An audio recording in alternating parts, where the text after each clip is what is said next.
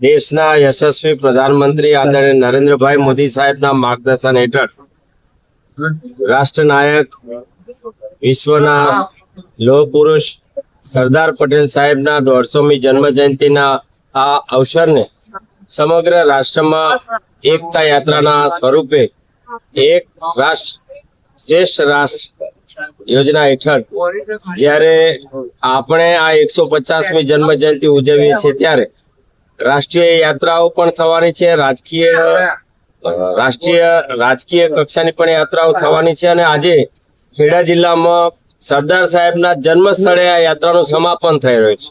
ત્યારે અમે સૌ સાથે મળીને સરદાર સાહેબની દિવ્ય ચેતનાને નમન કરીએ છીએ, આ ભૂમિને નમન કરીએ છીએ।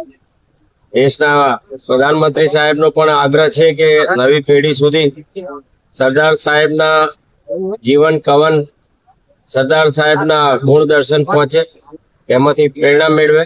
એ હેતુથી આજે નડિયાદ વિધાનસભામાં સંતરામ મંદિરથી શરૂ કરીને સરદાર સાહેબના જન્મ સ્થળ સુધીની લગભગ 10 કિલોમીટરની યાત્રા થઈ। ઠેર ઠેર ઠેકાણે ભવ્ય સ્વાગત કરવામાં આવે।